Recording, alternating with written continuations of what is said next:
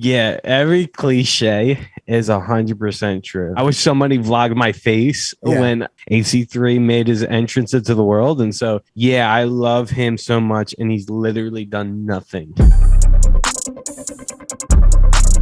You are also a new father, right? Yeah. And one of the things that I want you to share just a little bit about that, how that's changed you. But I had to crack up recently, man, because I think you pinned up a comment on one of your videos that you went live to go to 1,000. You're like 60 likes to see the baby or something. Yeah. Man, bro, I love your humor, your heart.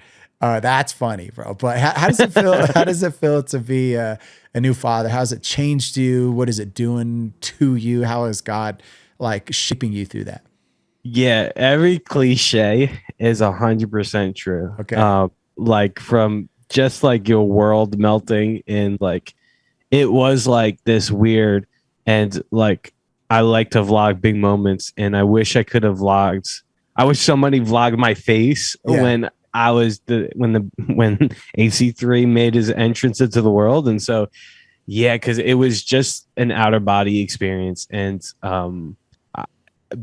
I've never like loved something like all these cliches are 100% true. And so so what like I mean just from I love him so much, and he's literally done nothing other than I'm super exhausted. I'm tired. I'm stressed, more stressed now because of not sleeping. Sure. But yet I still love him, and it's like, yeah, that's how God loves me. And so, just my personal time, just my own silence and solitude. Like I am constantly contemplating and meditating. Like if I love him just as this much, like I can't even now imagine.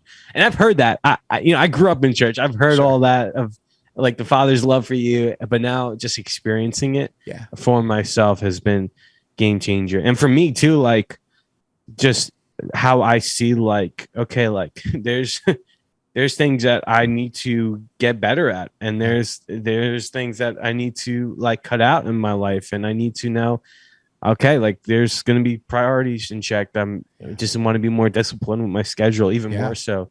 And so just like because I got saved early on, I felt like I never had this like radical, like everything's different type of moment, like some testimonies have. And but yeah, I feel like having a child is definitely one of those like night and day differences for me. So it's been great. Man. I'm on the other side of that. My son just graduated last May. So it's like, well, last year now we got into a new year. So I'm on the other side, man. So that's super cool, man. What's any advice you could give to me after 18 years of man raising a son? I feel like, you invest into your child at every moment. And not that any of us are ever perfect at it, because you learn all the time. There going to be little habits that your son has, and you're gonna be like, what is that? Like, what is he doing? And then he breaks, and then he stops doing that and does something else. Right. And it's just how life goes. But, in Deuteronomy, the Bible teaches us how to just use every opportunity to show our kids that God is real, and so I tried to do that, man. Certainly not perfect at it, We talked about God all the time, had made it a habit to be in church, and some of the things that you had mentioned offline too about just being good with your money. Like we taught him how to invest, how to save, how to be wise with finances. Really, if you will, like the cliche of trying to invest everything that we knew, so that he would have success and hopefully learn from the mistakes that we made, so he doesn't repeat them, right? And so, but sometimes they got to learn on their own too, So But you just invest, and that's one of my favorite things I'm looking forward to is actually like making a mini me and just downloading everything into this little kid, and I know he's gonna hate it at times. He's gonna be like, Dad, I don't want you like.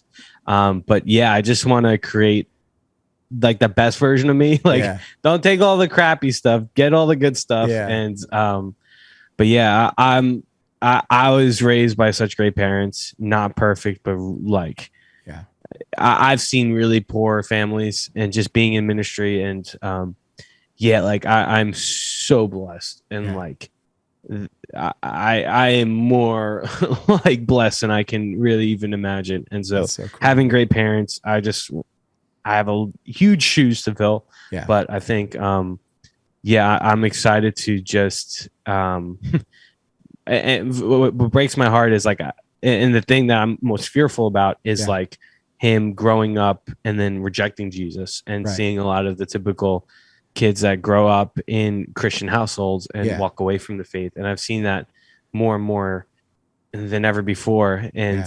like that is something I'm fearful of, that I'm It's a trusting in legit God. fear, And bro. It's a legit fear. Like even after yeah, my son like graduated, I'm like, man, he could choose not to go to church this week if he wants to. You know, like he's yeah, 18, yeah, he has his car, he has a job, like he could choose, you know. And it hasn't happened yet. Like he has a passion for the tech side. In fact, he taught me a lot about what I know today about mm, streaming.